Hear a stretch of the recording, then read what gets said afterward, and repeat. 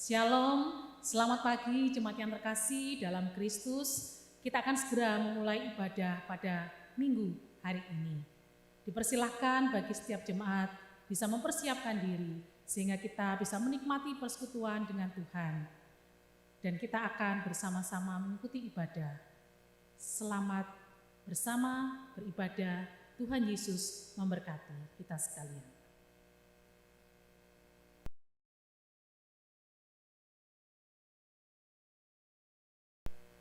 Jemaat yang terkasih dalam Kristus, kita akan memulai ibadah kita.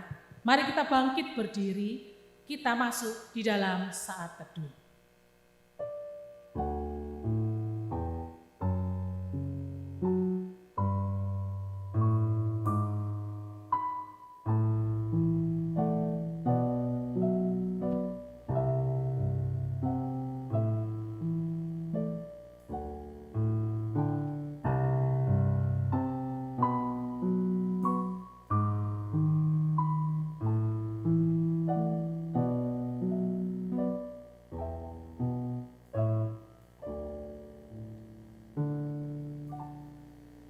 Ibadah kita pada hari ini, kita mulai dengan sebuah pengakuan bahwa pertolongan kita datangnya dari Tuhan yang menciptakan langit dan bumi. Kasih karunia, rahmat dan damai sejahtera dari Allah Bapa dan Kristus Yesus Tuhan kita menyertai kita sekalian. Amin. Jemaat yang terkasih, dengan tetap berdiri, mari kita menaikkan pujian dan hormat kita. Kita nobatkan Dia, Allah, Raja di atas segala raja. Nobatkanlah Kristus.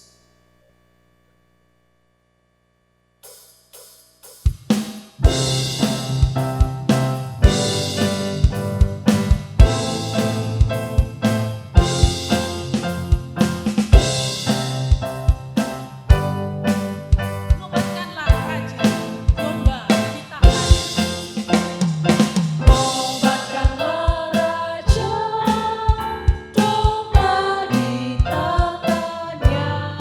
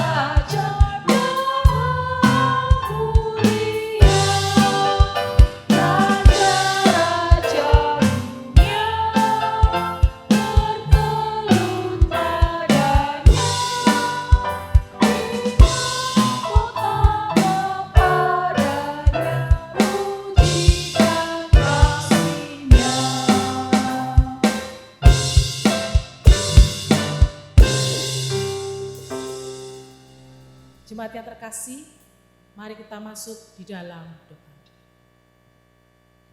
Segala puji, hormat, dan syukur kami naikkan kepadamu ya Tuhan. Karena Engkaulah Raja di atas segala raja. Engkau yang patut kami puji dan kami sembah. Kami serahkan seluruh hidup kami ke dalam tangan kasih-Mu ya Tuhan. Tuhan kasihanilah kami, ampuni segala dosa dan salah kami, manusia yang hina dan penuh dosa ini. Tuhan, kami mengaku akan segala dosa dan kesalahan kami, kegagalan-kegagalan kami dalam melakukan kebenaran-Mu Tuhan. Kasihanilah kami.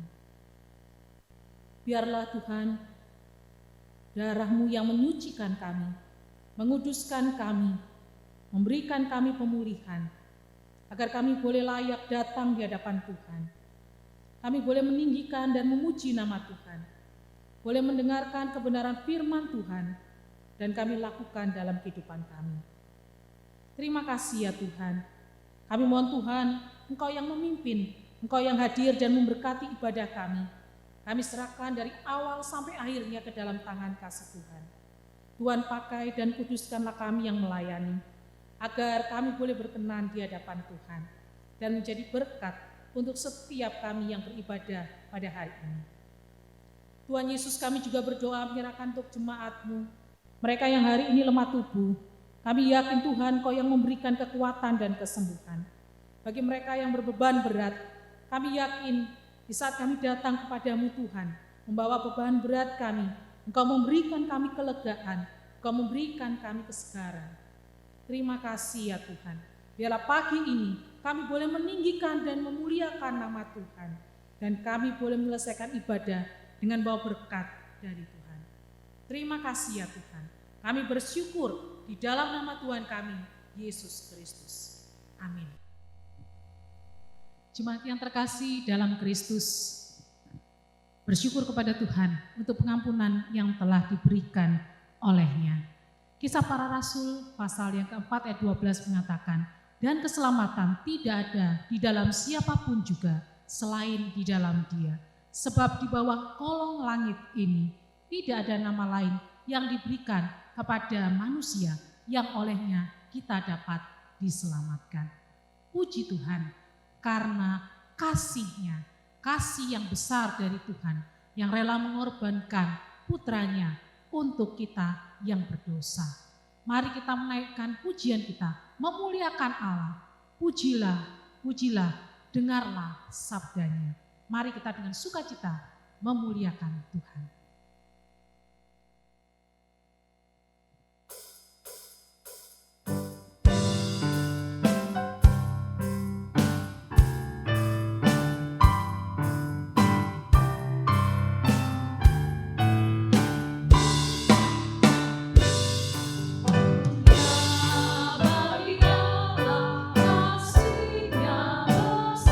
Putranya diberikan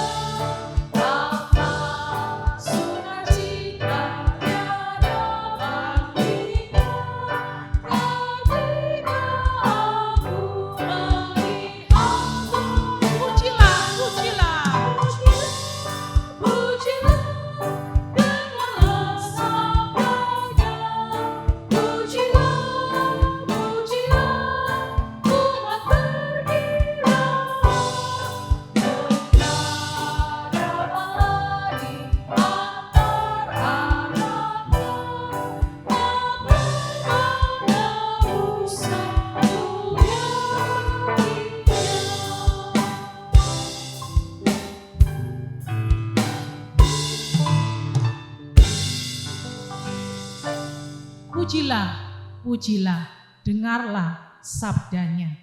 Mari kita mendengar petunjuk hidup baru. Roma pasal 12 ayat 1 sampai 2 mengatakan, karena itu saudara-saudara, demi kemurahan Allah, aku menasihatkan kamu supaya kamu mempersembahkan tubuhmu sebagai persembahan yang hidup, yang kudus, dan yang berkenan kepada Allah. Itu adalah ibadahmu yang sejati.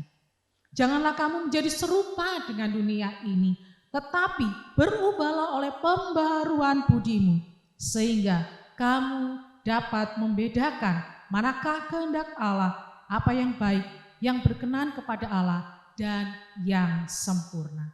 Jemaat yang terkasih dalam Kristus, di tengah-tengah dunia kita semakin banyak hal-hal yang menyesatkan, tetapi mari kita terus bersandar dan berharap kepadanya, agar kita dapat membedakan mana yang benar dan mana yang tidak.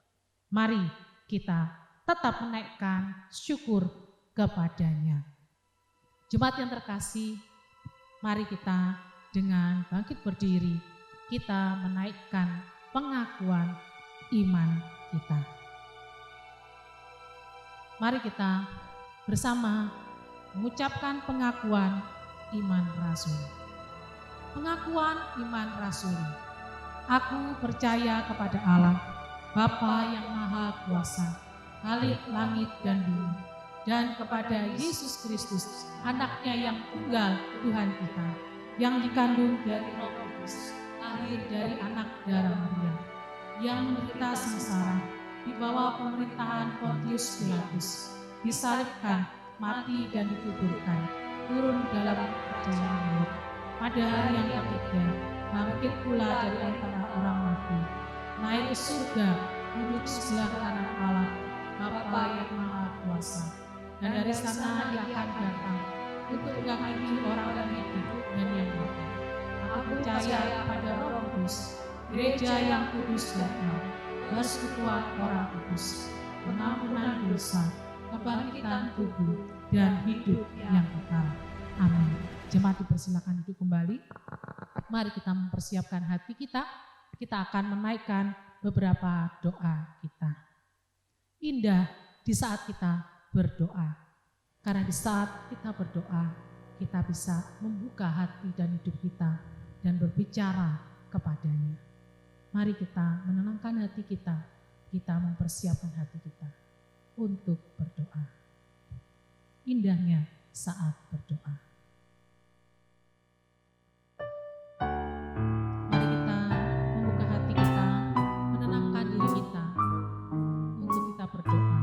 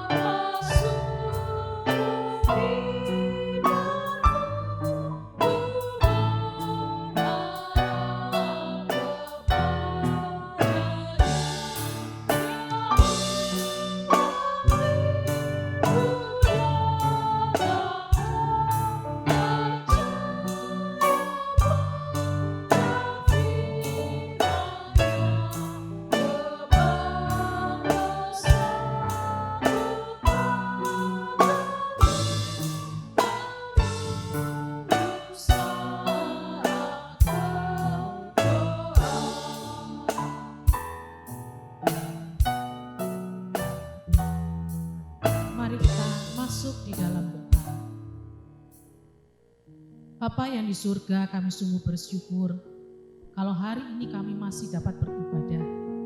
Kami bersyukur padamu ya Tuhan, untuk kekuatan, kesehatan yang kau berikan.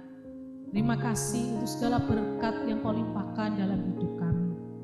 Kami bersyukur hari ini ya Tuhan, kami dapat bersama-sama bersehati menaikkan doa-doa akan segala pekerjaan Tuhan, khususnya di tengah-tengah gereja kami Kalam Kudus. Tuhan, pilihlah hati dan hidup kami. Biarlah kami boleh tenang di hadapan Tuhan dengan percaya dan beriman akan janji-janji Tuhan. Kami mau berdoa menyerahkan ya Tuhan untuk setiap pergumulan gereja kami. Kami rindu Tuhan, setiap jemaat-Mu boleh bertumbuh di dalam pengenalan yang benar akan Engkau ya Tuhan. Bertumbuh semakin mencintai Tuhan, bertumbuh semakin giat melayani Tuhan dan memberitakan Injil-Mu. Di tengah-tengah pergumulan tantangan zaman ini, mohon Roh Kudus menolong setiap kami agar iman kami boleh tetap teguh dan kami boleh menjadi berkat kesaksian bagi orang-orang sekitar kami Tuhan. Kami menyerahkan untuk jemaat-Mu yang dalam pergumulan secara ekonomi ya Tuhan. Tuhan tolong agar kami boleh tetap berharap kepada Tuhan dan percaya bahwa Engkau yang tetap memeliharakan hidup kami. Engkau tetap memberkati kami walaupun keadaan di luar kami telah berubah, tetapi Tuhan kami tetap sama. Engkau tetap yang berkuasa, Engkau tetap yang mengasihi kami dan memelihara hidup kami. Terima kasih ya Tuhan. Kami percaya dan kami serahkan kehidupan kami ke dalam tangan kasih-Mu. Kami berdoa menyerahkan untuk setiap jemaat-Mu yang masih dalam studi. Tuhan, tolong dan berkati setiap anak-anak-Mu. Berikan kekuatan, kesehatan, kepandaian, hikmat, hati yang takut akan Tuhan. Agar mereka boleh menyelesaikan studi dengan baik. Bahkan Tuhan pimpin mereka di masa depan mereka untuk boleh menjadi berkat di mana Tuhan pakai dan tempatkan mereka. Kami berdoa menyerahkan untuk jemaat-Mu yang membutuhkan pasangan hidup. Kami tetap mohon Tuhan, biar Engkau yang memberikan yang terbaik untuk kehidupan mereka dan untuk memuliakan nama Tuhan. Dan biarlah ya Tuhan, melalui anak-anak Tuhan yang Kau telah persiapkan dan berikan, memampukan mereka untuk semakin giat melayani Tuhan. Terima kasih ya Tuhan. Kami yakin dan percaya Tuhan, Engkau mengerti pergumulan setiap jemaat-Mu.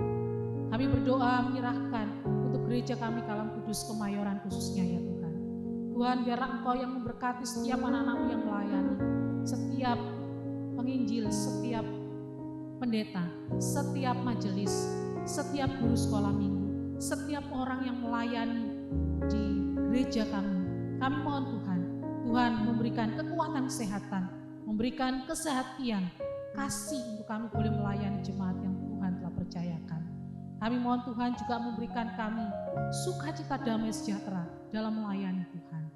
Kami berdoa ya Tuhan, biarlah Tuhan mencukupkan segala yang kami perlukan dalam setiap kegiatan-kegiatan kami. Biarlah ya Tuhan, melalui jemaat-Mu, melalui anak-anak Tuhan, Kau memberkati kami untuk menjadi berkat buat gereja-Mu ya Tuhan. Terima kasih Tuhan. Kami juga berdoa menyerahkan ke pemerintah kami Indonesia. Kami sungguh mohon pertolongan Tuhan. Biarlah Tuhan memberikan hikmat, memberikan mereka hati yang takut akan Tuhan, sehingga sungguh-sungguh berusaha untuk memberikan kesehatan buat masyarakat, memberikan kecukupan dalam kehidupan setiap masyarakat, bahkan keamanan, ketertiban di negara kami Indonesia ini Tuhan. Kami menyerahkan ya Tuhan untuk proses bagi pengendalian naiknya tingkat kembali orang-orang yang terkena virus ya Tuhan. Kami mohon Tuhan tolong tenaga medis, berikan mereka kesabaran, berikan mereka hikmat untuk menangani sehingga banyak orang yang boleh disembuhkan, dan Tuhan juga menolong setiap kami boleh bertindak dengan bijaksana, menjaga kesehatan, bahkan juga menjaga kesehatan orang lain. Terima kasih ya Tuhan. Kami yakin dan percaya Tuhan, Engkau yang sanggup menghentikan peredaran virus ini, bahkan Tuhan yang menolong sehingga vaksin dan obat boleh ditemukan. Terima kasih ya Tuhan, kami bersyukur karena Engkau tetap ada bersama dan melindungi kami. Terima kasih Tuhan, kami berdoa menyerahkan untuk sekolah kami Kalam Kudus. Kami sungguh mohon pertolongan Tuhan. Biarlah Tuhan terus memakai sekolah ini menjadi berkat untuk setiap masyarakat di sekitar kami. Biarlah Tuhan Kau memakai setiap guru-guru, karyawan, semua kepala sekolah, semua anggota yayasan untuk boleh menjadi alat di tangan Tuhan. Segala hal yang kami perlukan, kami yakin Tuhan mencukupkannya. Terima kasih karena Engkau selalu memberikan yang terbaik. Terima kasih ya Tuhan. Kami menyerahkan ya Bapa masa depan sekolah ini ke dalam tangan kasih-Mu. Biarlah nama Tuhan yang ditinggikan dan dipermuliakan. Tuhan Yesus, terima kasih. Kami menyerahkan seluruh doa-doa kami. Engkau yang menilik ya Tuhan setiap jemaat-Mu. Mungkin ada permohonan doa yang tidak terucapkan. Biarlah ya Tuhan, Engkau yang memberikan ketenangan, damai sejahtera, bahkan keyakinan bahwa Tuhan mendengarkan, Tuhan peduli, dan Tuhan memberikan yang terbaik. Terima kasih ya Tuhan. Ini doa kami dan permohonan kami. Di dalam nama Tuhan kami, Yesus Kristus, kami semua telah berdoa. Amin. Jemaat yang terkasih dalam Kristus, tiba waktunya kita akan bersama membaca dan merenungkan firman Tuhan. Khotbah hari ini akan disampaikan oleh Pendeta Sucipto. Mari kita mempersiapkan diri kita, karena firman Tuhan itulah yang menjadi penuntun dalam hidup kita, penerang bagi jalan hidup kita. Mari kita membuka hati kita agar firman Tuhan boleh menjadi berkat dalam hidup kita. Firman-Mu pelita bagi kakiku.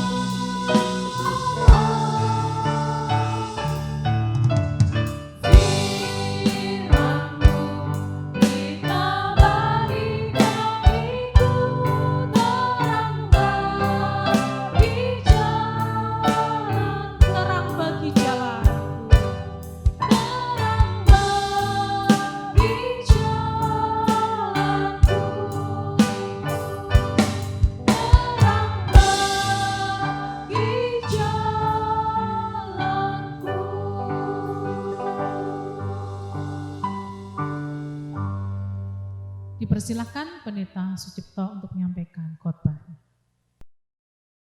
Shalom jemaat Tuhan, bersyukur pada hari ini kita kembali mendapat kesempatan untuk bersama-sama belajar dari kebenaran firman Tuhan. Mari kita berdoa mohon anugerah dan pimpinannya supaya waktu ini menjadi waktu di mana kita boleh menerima banyak berkat pengajaran kebenaran dari Tuhan sendiri. Bapa di dalam kerajaan surga, kami bersyukur untuk kesempatan ini. Biarlah Engkau yang memimpin, menolong kami semua, memampukan kami untuk bisa memahami apa yang menjadi isi hati Tuhan, supaya apapun yang Kau sampaikan bagi kami di hari ini, teguran, pengajaran, dorongan, dan nasihat, atau apapun itu boleh sungguh-sungguh akan terus mendorong kami untuk bertumbuh di dalam Tuhan, bertumbuh dalam pengenalan, bertumbuh dalam kecintaan kami kepada Tuhan, tapi lebih-lebih juga bertumbuh dalam ketaatan kami berjalan mengikut Tuhan. Sertai hamba-Mu ini dalam segala kelemahannya, biarlah kasih karunia-Mu yang memampukan. Dalam nama Tuhan Yesus Kristus, Tuhan dan Juru Selamat kami yang hidup, kami berdoa dan mohon pertolongan-Mu. Amin. Mari jemaat Tuhan, kita bersama akan membaca kebenaran firman Tuhan terambil dari surat 2 Tesalonika pasal 2. 2 Tesalonika pasal 2 ayat 1 sampai dengan ayat yang ke-12. 2 Tesalonika pasal 2 ayat 1 sampai dengan yang ke-12. Tapi mengingat waktu, saya akan membaca hanya beberapa bagian di antaranya. Demikian firman Tuhan. Tentang kedatangan Tuhan kita Yesus Kristus dan terhimpunnya kita dengan Dia, kami minta kepadamu saudara-saudara, supaya kamu jangan lekas bingung dan gelisah, baik oleh ilham roh maupun oleh pemberitaan atau surat yang dikatakan dari kami, seolah-olah hari Tuhan telah tiba. Janganlah kamu memberi dirimu disesatkan orang dengan cara bagaimanapun juga. Sebab sebelum hari itu haruslah datang dahulu murtad dan haruslah dinyatakan dahulu manusia durhaka yang harus binasa.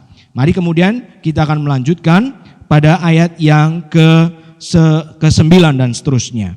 Kedatangan si pendurhaka itu adalah pekerjaan iblis dan akan disertai rupa-rupa perbuatan ajaib, tanda-tanda dan mujizat-mujizat palsu dengan rupa-rupa tipu daya jahat terhadap orang-orang yang harus binasa karena mereka tidak menerima dan mengasihi kebenaran yang dapat menyelamatkan mereka.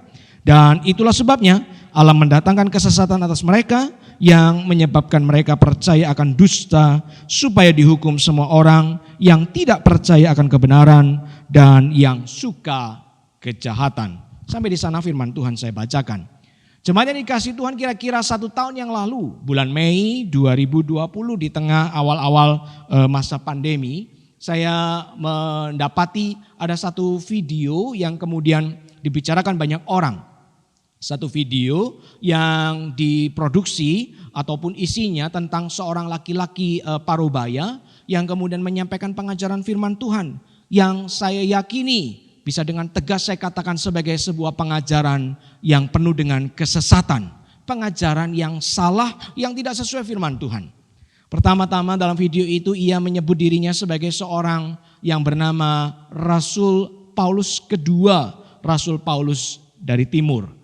Bukan sekedar nama, tapi ia menaruh jabatan rasul pada dirinya supaya ia seakan-akan mempunyai otoritas yang sama seperti para rasul. Rasul Paulus maupun rasul-rasul yang lain pada zaman gereja mula-mula berdiri. Tapi bukan hanya itu, kalau diperhatikan isi dari video yang disampaikannya. Ia mau mengajarkan di situ. Laki-laki ini kemudian mengajarkan tentang yang namanya akhir zaman, tentang yang namanya kedatangan kedua dari Sang Juru Selamat. Dalam video itu dengan jelas ia mengatakan bahwa sebetulnya yang akan datang kedua kali bukanlah pribadi Yesus Kristus Allah kita, tapi adalah pribadi anak manusia yang berbeda dengan pribadi Kristus. Dikatakan bahwa anak manusia, bukan cuma itu, dikatakan bahwa anak manusia itu sesungguhnya tidak perlu ditunggu lagi karena sesungguhnya dia sudah datang. Dia sudah datang di tengah dunia di zaman kita ini. Dan anak manusia itu tidak ada di tempat yang jauh. Tapi sesuai dengan nubuatan firman Tuhan menurut si Bapak ini, anak manusia itu akan datang dari timur. Timur dunia, yaitu Indonesia. Dan bukan cuma Indonesia, tapi timur dari Indonesia adalah Papua. Bukan sebuah kebetulan karena si bapak ini rupanya menyebut dirinya melayani atau tinggal di Sorong ya, di tanah Papua. Nah, Bapak Ibu jemaat yang dikasih Tuhan, saya kok percaya bahwa sebetulnya di tengah-tengah kita, di tengah-tengah masa atau zaman kita di mana pelayanan online itu begitu masif luar biasa, pengajaran atau video semacam ini menjadi semakin gampang kita temukan di mana-mana. Betul ya? Kita semakin sering mendapati, mendengarkan ada orang-orang yang mengaku diri sebagai seorang hamba Tuhan, mengaku diri sebagai seorang bahkan mungkin rasul, nabi atau apapun itu, lalu kemudian memberi diri mereka sebuah otoritas rohani, seakan-akan lalu bisa mengajar apa saja yang tidak sesuai dengan kebenaran firman Tuhan. Kalau si bapak tadi mengatakan bahwa anak manusia dan Kristus adalah dua pribadi yang berbeda, saya jelas dengan tegas mengatakan bahwa pengajarannya adalah penuh dengan kesesatan. Karena firman Tuhan jelas-jelas mengajarkan bahwa pribadi Kristus lah yang akan datang kedua kali, bukan? Baru ini kita merayakan, memperingati peristiwa naiknya Tuhan ke surga. Dalam kitab Kisah Rasul dicatat bagaimana Kristus naik ke surga di hadapan ratusan pasang mata murid-muridnya hari itu. Dan ketika mereka sedang termangu-mangu melihat Yesus yang lenyap dari pandangan mereka, dua sosok putih ya, yang kemudian malaikat Tuhan itu lalu kemudian menyatakan, memberikan sebuah firman Tuhan kepada para murid ya. Yesus yang hari ini kamu saksikan naik itu satu kali nanti juga akan turun datang dengan cara yang sama. Yesus bukan sekedar anak manusia. Yesus dan anak manusia adalah pribadi yang sama. Diajarkan di dalam Alkitab kita, firman Tuhan, berbagai bagian firman Tuhan menegaskan bahwa Yesuslah yang akan datang kedua kali nanti memerintah sebagai raja. Saudara yang dikasih Tuhan, sekali lagi di tengah zaman, di tengah masa kita ini, kita makin sering menemukan berbagai macam pengajaran sesat. Berupa pengajaran lewat audio kah atau video kah atau kemudian sekedar tulisan yang dibagikan. Kita bisa dengan mudah mendapatkan melihat bagaimana orang-orang ini dengan penuh keberanian dan sekaligus menurut saya kelancangan menyampaikan ajaran-ajaran yang tidak sesuai firman Tuhan.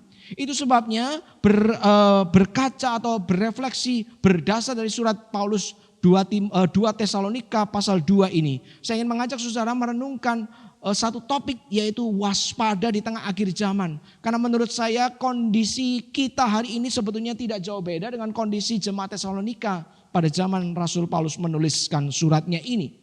Hari itu dikatakan oleh Rasul Paulus kepada jemaat Tesalonika, rupanya ada disinggung tentang munculnya berbagai macam pengajaran sesat.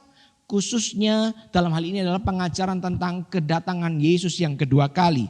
Memang di surat sebelumnya, surat 1 Tesalonika yang dikirimkan oleh Rasul Paulus kepada jemaat Tesalonika, ia ada menyinggung satu bagian ini tentang bagaimana Kristus akan datang kedua kali. Tapi rupanya pengajaran ini kemudian dipelintir, divariasi dengan cara yang salah oleh para pengajar palsu untuk mengajarkan seakan-akan bahwa Paulus mau mengajarkan Yesus itu akan datang dalam waktu segera.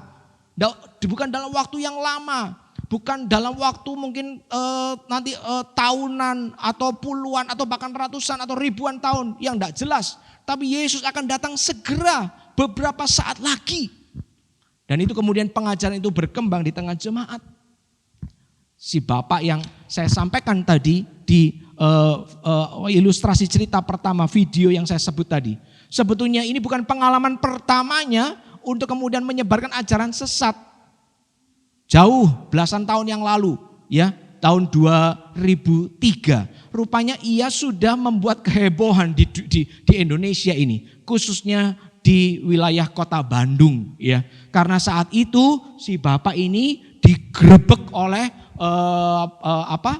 aparat keamanan bersama dengan sekitar kira-kira 300-an pengikutnya di sebuah gedung, di sebuah tempat. Karena kemudian mereka saat itu dikatakan sedang menunggu Yesus atau kiamat tiba. Ya, bulan November 2003, 11 November 2003. Di mana? Di Bale Endah, Bandung. Si bapak ini lalu kemudian diproses secara hukum masuk penjara.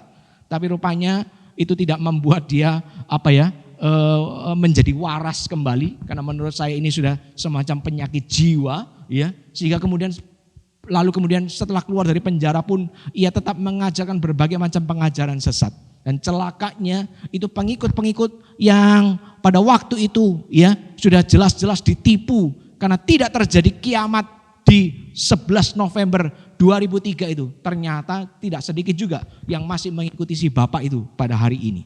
Nah, saudara yang dikasih Tuhan, sekali lagi pengajaran sesat ya, salah satunya adalah tentang akhir zaman. Yesus akan datang segera saat ini juga. Ya, nanti di mana ya si Bapak itu mengatakan bahwa sebagai Rasul Paulus yang kedua, ia menubuatkan bahwa anak manusia itu sudah datang di timur, yaitu di tanah Papua, ya. Ya, di tempat di mana Bapak ini melayani. Jangan-jangan dia sendiri yang akan satu hari menyatakan bahwa dialah anak manusia yang sudah datang itu. Nah, saudara yang dikasih Tuhan, itu juga yang kemudian terjadi di tengah jemaat Tesalonika pada zaman Paulus menuliskan suratnya yang kedua ini. Ya. Rupanya di tengah jemaat mulai muncul pengajaran palsu, pengajaran sesat yang kemudian menjadi makin mengkhawatirkan. Nah, saudara yang dikasih Tuhan, apa nasihat Paulus kepada jemaat hari itu? Ya, kita bisa merefleksikan pengajaran ini untuk kemudian kita terapkan dalam kehidupan kita hari ini. Karena sekali lagi konteksnya ada kemiripan, ada pengajaran sesat dan ada jemaat. Ya, bagaimana jemaat Tesalonika hari itu dipimpin untuk kemudian menghadapi pengajaran sesat, bersikap terhadap pengajaran sesat. Itulah kemudian juga menjadi sikap kita hari ini sebagai jemaat di masa modern ini untuk kemudian bersikap terhadap macam-macam pengajaran sesat itu. Dua hal secara sederhana disampaikan oleh Rasul Paulus kepada jemaat hari itu. Yang pertama dikatakan di dalam ayat yang kedua, supaya kamu jangan lekas bingung dan gelisah. Sekali lagi, supaya kamu jangan lekas bingung dan gelisah. Dalam bagian ini Rasul Paulus mengingatkan kepada jemaat, jangan lekas bingung dan gelisah. Jangan cepat terpengaruh oleh berbagai macam berita, pengajaran yang seakan-akan waktu didengar itu begitu luar biasa, begitu bombastis, begitu baru, begitu berbeda dari pengajaran-pengajaran yang lain. Lalu seakan-akan itu kemudian menarik minat kita luar biasa. Padahal belum tentu kebenarannya. Hari ini pun saya percaya kita juga seringkali diperhadapkan kepada pengajaran-pengajaran yang seperti itu. Ada pendeta ini, ada pendeta itu, pengajar ini, pengajar itu, mengklaim mengalami kejadian-kejadian supranatural yang luar biasa, yang terlihat begitu bombastis, yang terlihat begitu menarik luar biasa, yang begitu misterius, yang saking misteriusnya juga susah untuk diuji kebenarannya. Tapi karena yang ngomong ini adalah seorang pendeta, pengajar, atau apalagi yang punya mungkin nama besar, kita dengan mudah seakan-akan mempercayainya begitu saja, pasti adalah sebuah kebenaran. Padahal belum tentu. Nah, firman Tuhan, Rasul Paulus menegaskan kepada jemaat Tesalonika, jangan lekas bingung, jangan lekas gelisah. Ini ia menggambarkan seperti sebuah perahu yang kemudian tiba-tiba mengalami badai itu loh, situasi badai, ombak besar kemudian menghantam dari kanan kiri, angin keras meniup kanan kiri sehingga perahu ini kemudian dengan gampang terombang-ambing tanpa arah. Ketika Rasul Paulus menegaskan kepada jemaat Tesalonika, jangan lekas bingung, jangan lekas gelisah. Jangan kemudian kita ini menjadi seperti perahu seperti ini. Ada angin meniup ke kanan, kita ikut ke kanan. Ada angin ombak memukul ke kiri, kita ikut ke kiri. Ya. Lalu kemudian kita akan mengalami kebinasaan, kebingungan dalam waktu yang tidak lama. Sudah dikasih Tuhan.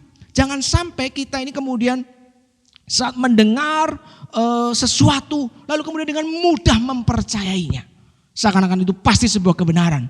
Tanpa mengujinya, tanpa mempelajarinya, tanpa memeriksanya dari firman Tuhan khususnya yang kita sudah punya, yang sudah diberikan kepada kita. Itu sama seperti kondisi itu loh. Perahu diombang-ambingkan begitu luar biasa oleh angin dan gelombang. Kita tidak mau hidup seperti itu. Itu jelas bukan sebuah kedewasaan atau kebijaksanaan secara rohani. Hari ini saya melihat padanannya itu seperti ini loh. Kita ini sekali lagi seperti yang saya katakan tadi, di dunia hari ini, dunia digital, media sosial yang luar biasa. Begitu sering kita ini mendapatkan, ya, walaupun kita itu tidak mengharapkan, tapi kita mendapatkan berita-berita yang belum tentu kebenarannya.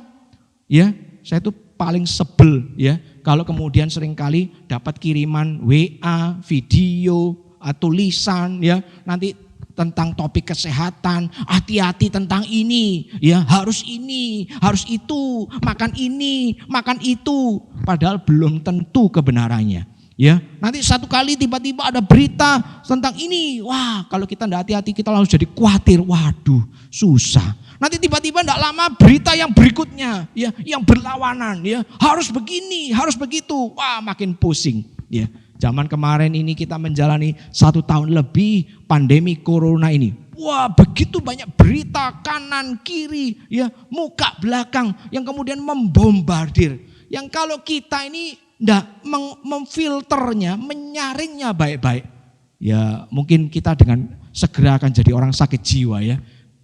Yang satu bilang A, yang satu bilang B. Yang satu bilang vaksin A bahaya, yang satu bilang vaksin B bahaya. Yang satu bilang vaksin A hebat, yang satu bilang vaksin B hebat.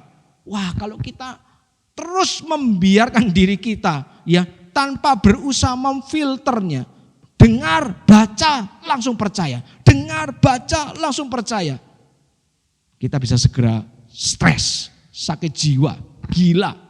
Kenapa?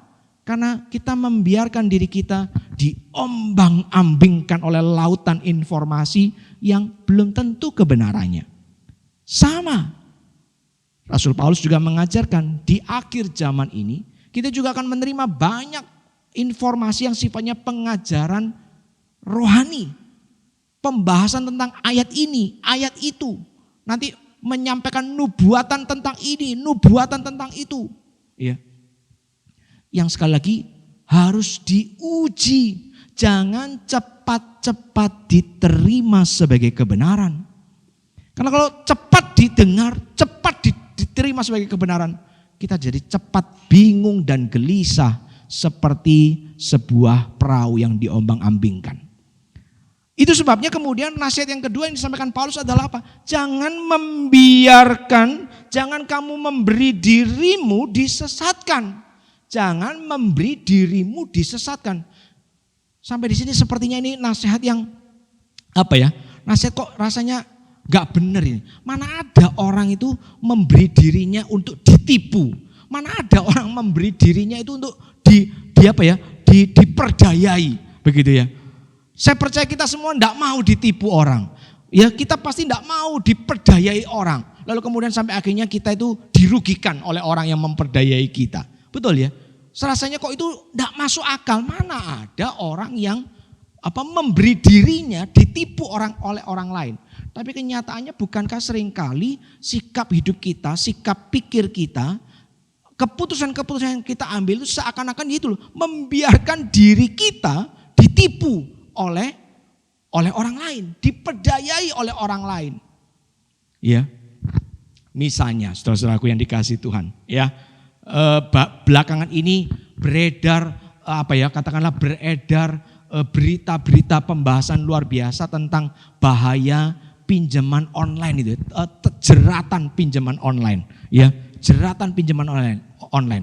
Wah, di mana-mana sudah diberitakan di acara, hati-hati, ya. Tiap kali kita menerima tawaran, Anda butuh uang, Anda butuh ini untuk usaha, Anda butuh untuk bangun rumah, kami memberi siap memberi pinjaman murah, mudah, dan lain sebagainya. Berkali-kali disampaikan di mana-mana, di TV, dimanapun ya. Hati-hati dengan jebakannya, hati-hati karena banyak dari orang-orang ini, banyak dari pemberi-pemberi pinjaman ini sebetulnya adalah lembaga-lembaga atau pribadi-pribadi ilegal yang punya tujuan jahat, menjebak, menjerat, mencelakai. Ya, tapi coba kita terus melihat berapa banyak orang yang kemudian akhirnya terjerat, ya, sekedar iseng-iseng disuruh dikasih alamat, silakan klik di sini, lalu kemudian iseng-iseng diklik. Ternyata kemudian seperti kata para pakar, akhirnya begitu kita mengklik, ya, link alamat itu, lalu kemudian kita tanpa sadar sedang membiarkan diri kita dirampok. Apa yang dirampok? Data-data kita, ya. Data kontak, data foto yang kita simpan di handphone kita. Begitu kita ngeklik link-link yang enggak jelas itu, lalu kemudian dirampok, lalu kemudian disalahgunakan oleh orang-orang jahat itu. Belum lagi ada yang kemudian bahkan sampai melanjutkan benar-benar melakukan pinjamannya. Sudah tahu ini rentenir jahat, tetap saja. Sudah tahu ada orang-orang lain yang terjebak, terjerat, tetap saja. Ya, ada yang sekedar iseng, ada yang memang betul-betul kepepet, butuh uang dalam waktu dekat, ya, lalu kemudian meminjam. Dan setelah minjam, dia dengan segera terseret ke jurang penderitaan. Ada orang yang minjem hanya 1 juta, dalam 5 hari sudah disuruh mengembalikan 2 juta. Wow, luar biasa. Apalagi orang dipinjam lebih dari itu. Dan kemudian ujung-ujungnya apa? Terjerat dalam tipu daya, penderitaan, kesulitan, kesengsaraan. Sekali lagi, apa enggak tahu? Tahu. Nah, kok masih nekat? Kok masih tetap melakukan? Itu tadi. Ada yang memang karena kepepet, habis gimana? Butuh uang. Tapi ada juga yang sekedar iseng. Ada juga yang sekedar coba-coba, pengen tahu. Ya ampun. Bukankah itu sikap memberi diri dibodohi, diperdayai oleh orang lain? Soalnya dikasih Tuhan. Itu sebabnya Paulus dengan jelas mengajar kepada kita. Jangan memberi dirimu dibodohi, disesatkan oleh berbagai-bagai macam orang yang tidak bertanggung jawab. Jangan memberi dirimu disesatkan dengan cara bagaimanapun juga. Sudah tahu ini gak jelas, ya, walaupun dia ngaku sebagai pendeta, walaupun mungkin jemaatnya banyak, sudah tahu gak jelas, ya, pendidikannya, kependetaannya, sudah tahu bagaimana dari waktu-waktu yang sebelumnya pengajaran-pengajaran disampaikan menurut orang-orang yang mengamati, pengajarannya nyerempet-nyerempet bahaya, pengajarannya nyerempet-nyerempet ketidakbenaran. Mungkin ada sebagian benar, tapi sebagiannya salah. Saudara ingat loh, setan itu memperdaya Adam dan Hawa bukan dengan menyampaikan 100% kebohongan. Tapi setan memperdayai Adam dan Hawa dengan menyampaikan sebagian kebenaran, tapi kemudian sebagian lainnya adalah dusta. Sebagian kebenaran tetap adalah dusta. Maka itu kalau sudah tahu, masih juga main-main, mengklik, pengen dengar pengajarnya, pengen dengar khotbahnya, pengen dengar kesaksiannya. Lalu itu yang namanya kita memberi diri kita disesatkan dengan berbagai macam cara. Itu bukan sikap waspada namanya. Itu bukan sikap yang bertanggung jawab. Sikap waspada adalah jangan memberi diri, jangan membiarkan diri kita begitu lekas, begitu cepat, begitu mudah percaya pada pengajaran tertentu yang kita tidak uji, tidak saring dari firman Tuhan. Yang kedua, jangan memberi diri kita dibodohi, ya, dengan cara apapun juga. Ketika kita tahu itu sesuatu yang bahaya, tinggalkan. Jangan terus-menerus memberi diri untuk kemudian dipengaruhi seperti itu. Ada banyak cara yang dipakai. Ya kalau kita baca lebih teliti, tadi Rasul Paulus mengatakan, jangan membiarkan diri, jangan lekas bingung. Ya, ketika orang mengatakan dia terima ilham roh, dia menerima pemberitaan atau bahkan surat dari Paulus sendiri. Paulus katakan, walaupun ada orang yang ngaku-ngaku terima surat dariku, ya, dengan bahasa sederhana saya mau katakan, Paulus mau sampaikan, walaupun ada orang yang sengaja bahkan ngaku-ngaku terima surat langsung dari aku, kalau suratnya itu ternyata tidak cocok, beda dengan isi pengajaran Paulus dari surat-surat yang lain, itu surat palsu. So, hari ini kita harusnya jauh lebih mudah loh, karena hari itu orang budaya tulis menulis itu masih sangat rendah, ya. Bagaimana menguji ini beneran suratnya Paulus atau bukan? Ya kalau hari ini bisa diteliti ya, oh ini tulisan tangannya sama atau beda. Mungkin ada program komputer yang canggih bisa membuktikan ini tanda tangannya palsu, ini tulisan tangannya palsu dan lain sebagainya. Ya. Tapi zaman itu bagaimana? Zaman itu orang masih kuat budaya verbal. Ya, Paulus mengajar, ya seperti Yesus mengajar secara verbal. Yesusnya kemudian sudah mati, naik ke surga. Para rasul kemudian menulis Injil berdasarkan ingatan mereka. Apa yang didengar dari ucapan Tuhan. Yang kemudian satu diverifikasi pasti karena itu ya. Itu adalah pimpinan Roh Kudus kepada mereka. Yang kedua ada saksi-saksi mata kan yang dengar. Kalau saya ngomong, waktu itu Yesus ngomong, dia tidak akan bangkit. Pasti ada saksi mata yang lain langsung mempersoalkan. Salah. Karena Yesus jelas ngomong, nanti setelah mati dia akan bangkit. Ada banyak saksi yang lain yang juga mendengar. Nah, hari ini, tapi ketika kemudian orang berkata, aku dengar dari Paulus. Ini loh. Pengajarannya baru ABCDE. Hari itu pasti ya tidak semudah sekarang untuk memverifikasi. Karena Paulus sudah ada di luar kota, di luar provinsi, di luar tempat yang lain yang belum tentu bisa dijangkau dengan mudah. Betul ya? Hari ini kita kalau nggak ada Paulus ya, kalau hari ini saya nggak ada di tengah-tengah saudara, lalu ada orang ngaku-ngaku ini Sucipto ini mengajarkan ini dan itu. Saudara dengan gampang hubungi nomor handphone saya, nomor WA saya lalu tanya, benarkah? Betul ya? Sangat mudah. Tapi hari itu jauh lebih sulit. Ya.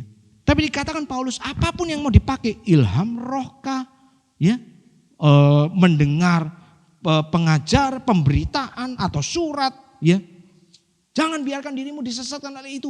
Termasuk kemudian ketika ia bicara soal sang penyesat, ya, sang pendurhaka itu dikatakan yang kemudian disertai rupa-rupa perbuatan ajaib, tanda-tanda, mujizat-mujizat palsu. Wow. Hari ini betapa mudahnya kita itu menganggap seorang itu sebagai hamba Tuhan tulen kalau kemudian pelayanannya dianggap penuh kuasa. Dan kuasa yang dimaksud adalah kuasa-kuasa ajaib supranatural. Wah, itu bukti ini hamba Tuhan keren, tulen. Kalau khotbahnya pasti benar. Luar biasa. Padahal sekali lagi semua perbuatan-perbuatan itu, bahkan perbuatan ajaib sekalipun, ternyata belum tentu membuktikan seorang benar-benar sebagai seorang hamba Tuhan yang tulen. Karena bisa jadi dia adalah seorang penyesat seperti yang ditulis oleh Paulus.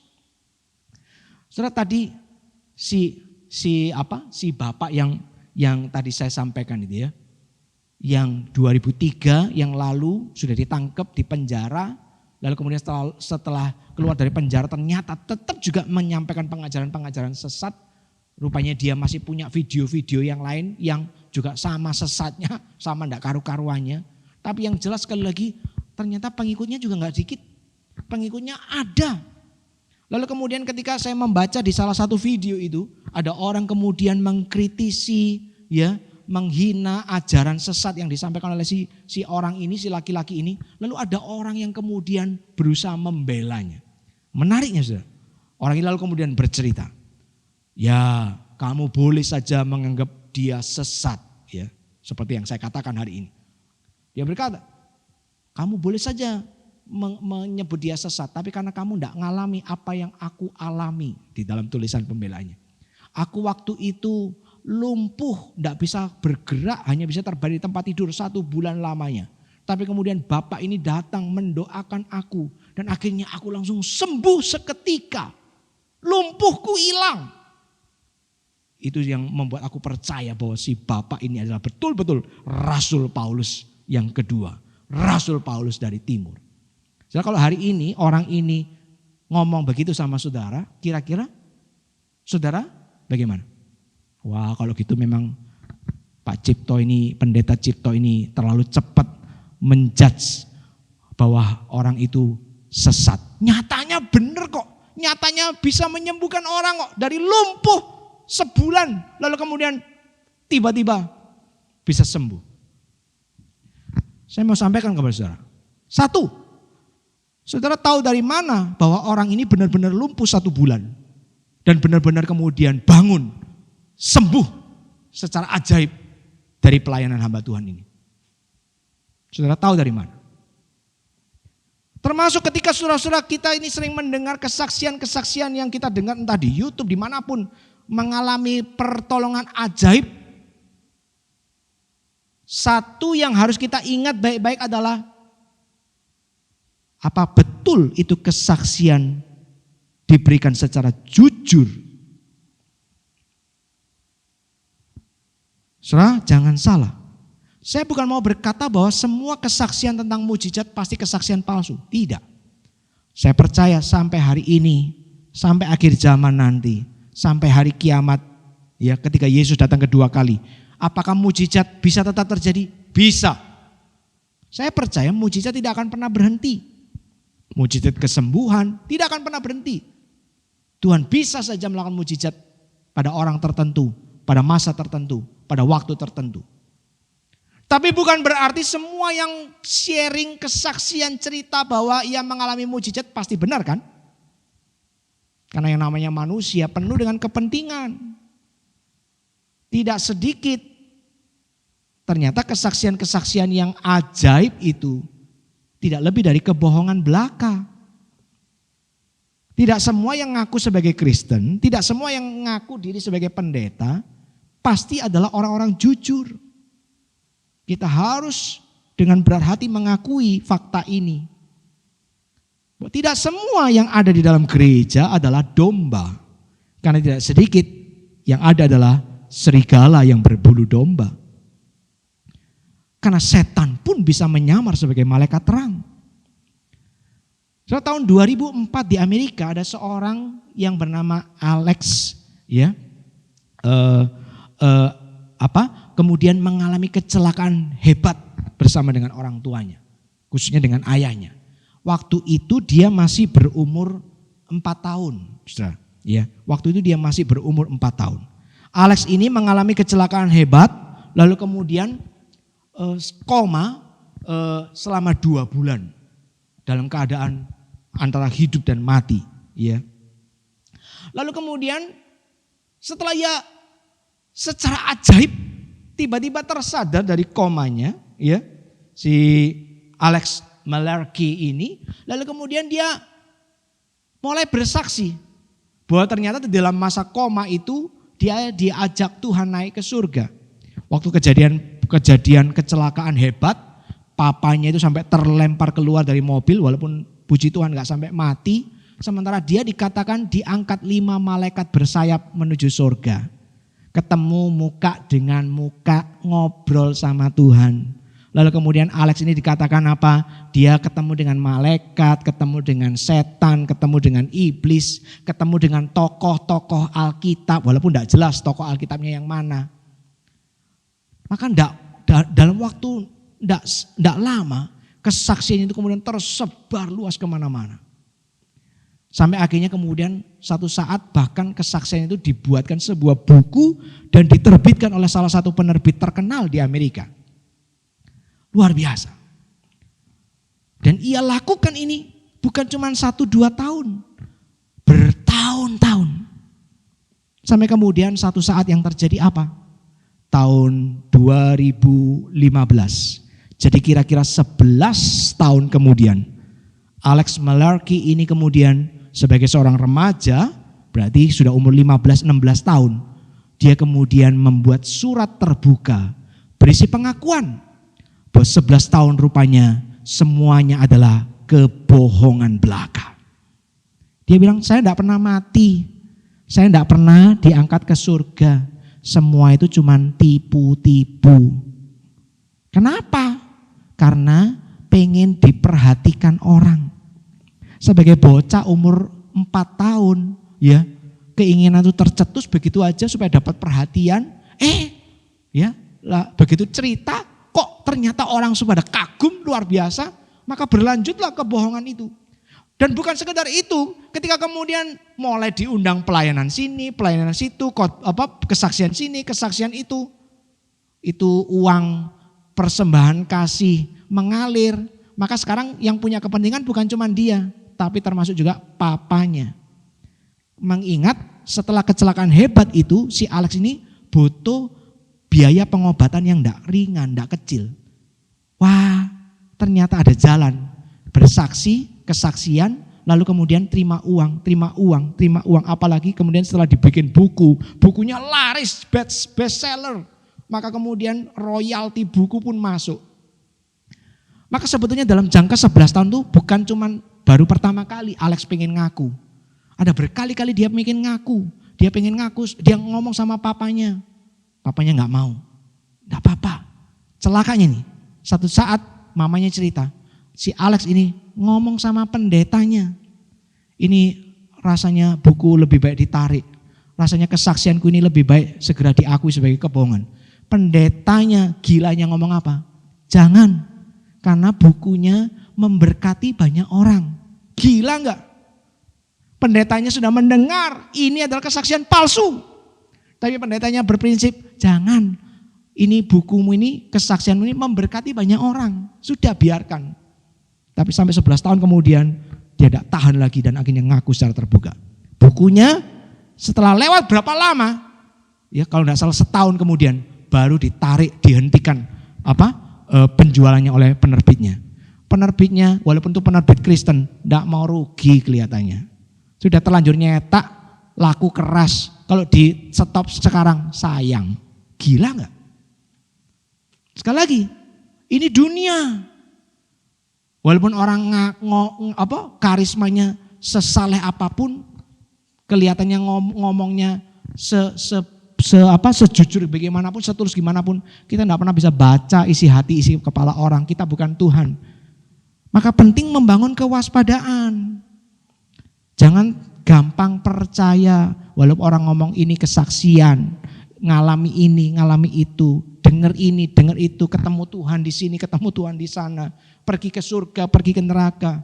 Jangan membiarkan dirimu disesatkan dengan cara bagaimanapun juga. Jangan. Loh, tapi kan bisa saja itu pengalaman rohani benar, spiritual itu pengalaman spiritual benar. Loh, bisa saja. Tapi andai itu pengalaman betul-betul terjadi, betul-betul sembuh. Ya kalau saat ini sekedar cerita ke surga, ke neraka, ya buktinya susah membuktikannya. Tapi lah kalau soal kesembuhan bagaimana? Kan bisa betul-betul kita lihat kok tadinya lumpuh, sekarang berdiri. Saya mau katakan kepada saudara yang bisa melakukan perbuatan ajaib bukan cuma kuasa Tuhan, tapi kuasa setan pun bisa. Dan jangan kemudian berkata, "Loh, tapi kan itu di gereja, itu pendeta, itu kebaktian kesembuhan, masa setan yang melakukan?" Saya hanya mau katakan saudara-saudara, setan bisa dan memang diberi Tuhan kesempatan di tengah dunia ini untuk menjalankan aktivitasnya sebagai penyesat. Dan kesesatan itu tidak hanya terjadi di luar gereja, tapi juga bisa terjadi di dalam gereja. Maka jangan mudah terperdaya, terpukau oleh sekedar sebuah peristiwa ajaib, fenomenal. Karena yang terpenting sebenarnya Tuhan sudah berikan. Apa? Alkitab. Firman Tuhan yang adalah ya dan amin. Kebenaran. Setiap perbuatan ajaib itu, setiap pengalaman rohani apapun itu, mari kita uji dengan kebenaran firman Tuhan. Apa enggak bisa orang dibawa naik ke surga? Siapa bilang enggak bisa? Bahkan Rasul Paulus, bukan Rasul Paulus kedua ya, Rasul Paulus yang pertama, yang satu-satunya yang di Alkitab itu. Dia juga pernah cerita, satu waktu pernah diangkat Tuhan ke langit ke-7. Pengalaman rohani. Tapi perhatikan saudara, bahkan Paulus yang nulis banyak, hampir separuh dari perjanjian baru. Hanya satu kali itu saja. Hanya satu kali itu saja. Dan itu pun dia bahas singgungnya cuman sekedar singgung. Tidak dibahas detil. Dia cuma ngomong aku dibawa ke langit mendengar suara bahasa-bahasa tak terucapkan. Titik. Tidak ada tuh dia cerita surga kayak apa, ketemu siapa, indahnya seperti apa, ngelihat apa. Tidak pernah. Karena bagi Paulus maaf itu bukan jualannya. Bagi Paulus yang terpenting adalah berita Injil. Yesus yang mati tersalib untuk menebus dosa kita. Tapi kemudian bangkit dan naik ke surga.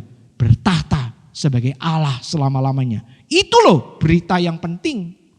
Tidak perlu berita-berita lain. Mau sebombastis apapun. Tidak membuat Paulus tertarik untuk kemudian menjualnya di mana-mana. Paulus pun menunjukkan integritasnya dengan cara seperti itu. Karena itu sebabnya sekali lagi mari kita jangan mudah. Jangan cepat bingung, cepat gelisah dengan berita ini, pengajaran itu, lalu gampang percaya. Dan jangan memberi diri, sekali lagi, jangan membiarkan diri dengan mudah diperdayai, disesatkan oleh apapun juga. Ini akhir zaman. Kegiatan si penyesat akan makin luar biasa. Seperti kata Paulus di dalam 2 Tesalonika tadi. Si pendurhaka itu akan makin menjadi-jadi. Kesesatan akan makin terjadi di mana-mana. Maka engkau dan aku jemaat Tuhan perlu terus waspada dan bahkan makin waspada supaya jangan kita disesatkan. Mari kita masuk dalam doa. Dalam namamu ya Tuhan, kami memohonkan Engkau yang akan terus memimpin dan menolong kami, memberi kami hikmat, tapi juga sekaligus kepekaan rohani, supaya kami menjadi orang-orang yang tidak mudah diperdayai, ditipu, disesatkan oleh berbagai macam angin pengajaran yang tidak bertanggung jawab. Lebih-lebih di tengah zaman seperti ini, ketika kami dengan sangat mudah terekspos dari berbagai macam pengajaran, dari berbagai macam orang yang mengaku sebagai pembicara, sebagai hamba Tuhan, menyampaikan ini dan itu. Tuhan tolong kami supaya kami tetap memiliki hikmat untuk menguji, untuk membedakan yang benar dan yang tidak benar. Tuhan tolong kami. Dan ujung-ujungnya kami bukan mau sekedar menjadi seorang kritikus, tapi kami ingin supaya ketika kami mendapat pengajaran yang benar, kami mau supaya di situ kami bertumbuh, berakar, dan ujung-ujungnya berbuah untuk kerajaan surga. Tolong kami ya Tuhan sekali lagi, biarlah lewat semua itu boleh memimpin kami kepada kebenaran. Terpuji namamu dalam nama Tuhan Yesus Kristus Tuhan dan Juru Selamat kami berdoa dan bersyukur. Amin. Jemaat yang terkasih dalam Kristus, bersyukur kepadanya dengan firman Tuhan yang boleh kita dengar. Mari kita juga menaikkan syukur atas segala kasih dan pemeliharaannya dalam hidup kita. Kita diberi kesempatan untuk boleh memberikan persembahan. Persembahan boleh disampaikan langsung ke gereja pada waktu kita melakukan ibadah tatap muka, atau dipersilakan untuk memasukkan melalui rekening nomor gereja. Mari kita memberikan yang terbaik buat Tuhan kita. Mari kita bersama menyanyikan sebuah lagu di tengah-tengah tantangan zaman ini. Mari kita tetap teguh kepada firman-Nya dan berikan yang terbaik untuk Tuhan kita. Oh, tengoklah dunia semu ini. Mari kita menyanyikan lagu ini dengan penuh semangat.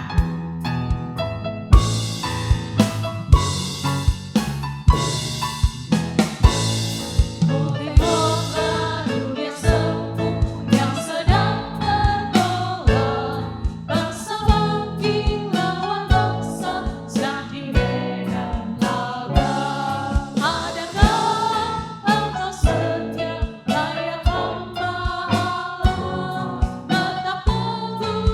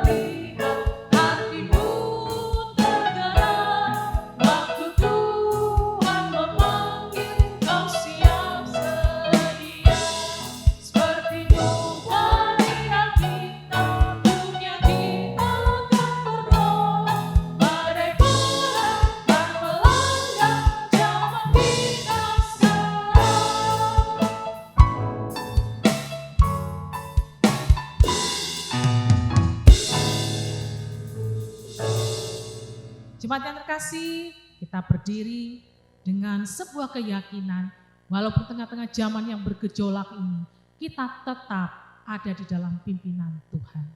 Tetap beritakan Injilnya. Mari kita menaikkan syukur segala berkat yang Tuhan berikan, dan kita boleh memberikan persembahan. Kita berdoa. Tuhan Yesus, kami sungguh bersyukur tengah-tengah zaman yang bergejolak ini, Engkau tetap menjaga, memelihara, dan memimpin kami. Terima kasih Tuhan, Engkau peliharakan hidup kami, sehingga hari ini kami boleh memberikan yang terbaik yang kami dapat miliki dari Tuhan. Tuhan, biarlah Engkau memberkati persembahan kami, kuduskan dan layakkanlah ya Tuhan, agar boleh berguna untuk mendukung pekerjaan Tuhan. Dan tolong kami untuk memberikan yang terbaik seluruh hidup kami untuk memuliakan Tuhan. Terima kasih Tuhan, berkatilah setiap majelis yang mengelola keuangan ini. Dan biarlah nama Tuhan semakin dipermuliakan melalui gereja kami Dalam Kudus Kemayoran ini. Terima kasih Tuhan, kami serahkan hidup kami, keluarga kami yakin Tuhan peliharakan hidup kami, Tuhan memberkati dan mencukupkan segala kebutuhan kami. Terima kasih Tuhan, sebentar kami akan pulang, biar Tuhan tetap menyertai kami di saat kami akan kembali dalam kehidupan kami hari lepas hari. Biar Tuhan juga memberkati setiap usaha pekerjaan kami. Terima kasih Tuhan, di dalam nama Tuhan kami Yesus Kristus kami berdoa dan bersyukur. Amin. Jemaat yang terkasih, dengan tetap berdiri, mari kita menyanyikan doksologi, doa berkat oleh Pendeta Sucipto.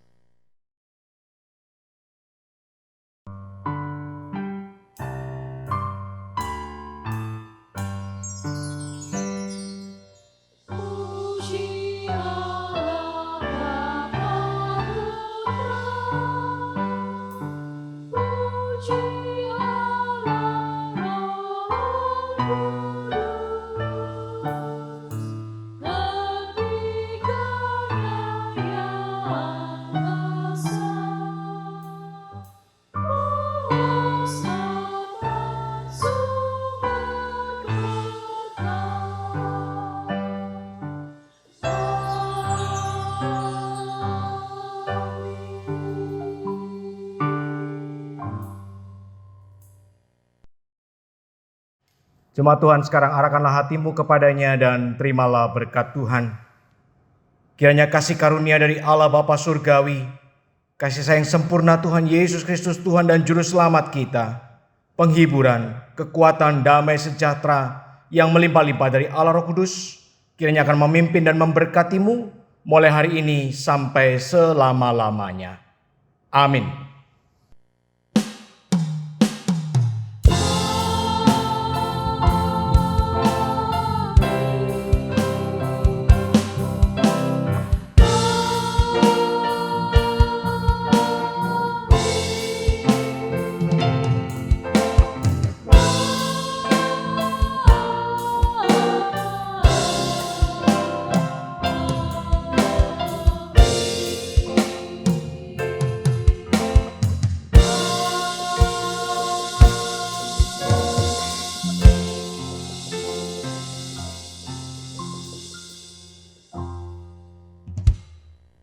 Ibadah kita telah selesai. Jemaat dipersilakan untuk mengambil saat teduh. Tuhan Yesus memberkati kita sekalian.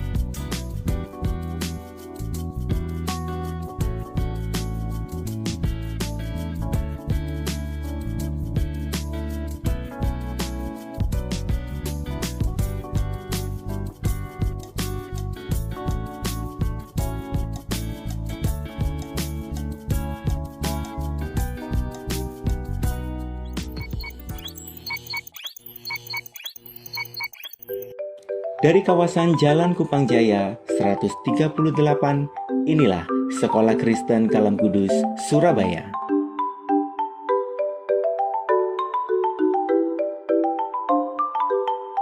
Sekolah Kristen Kalam Kudus, Surabaya telah berpengalaman lebih dari 40 tahun. Senantiasa mengedepankan semangat untuk mendidik, mengajar, dan mewujudkan terbangunnya manusia yang utuh, yang takut akan Tuhan, mandiri, dan berguna bagi dunia.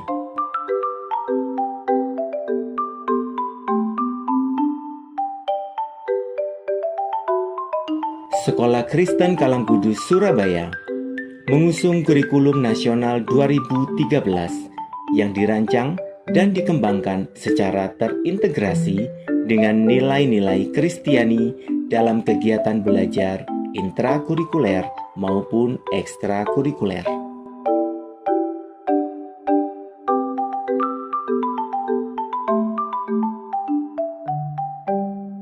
Udah 13 tahun, 12-13 tahunan. Anak-anak di sini tuh baik, terus habis itu kayak mereka nggak pilih-pilih teman, kayak kerohaniannya tuh mereka benar-benar solid itu. Jadi kayak kita benar-benar mengutamakan Tuhan dalam pertama. Dalam setiap pembelajarannya dan membantu saya untuk bisa sampai saat ini menyelesaikan S1 saya di salah satu universitas ternama di Jakarta. Ke ilmu pengetahuannya kan moral. Nah itu yang selalu kayak jadi reminder aku setiap harinya untuk selalu lebih baik. Dia bisa mengikuti setiap kegiatan yang sekolah ini. Banyak cewek sih yang lebih deket. Banyak hal yang boleh dipelajari anak saya selama sekolah di Kalam Kudus.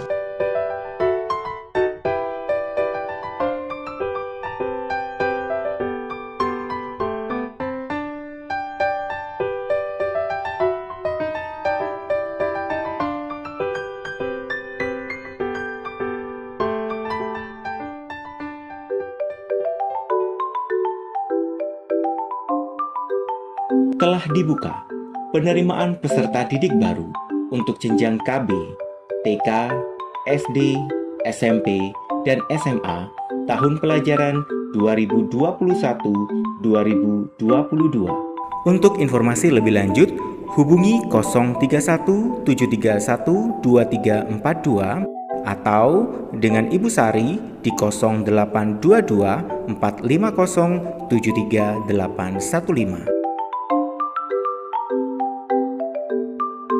Bersama Sekolah Kristen Kalam Kudus, Surabaya, mari kita wujudkan terbangunnya manusia utuh yang takut akan Tuhan, mandiri, dan berguna bagi dunia.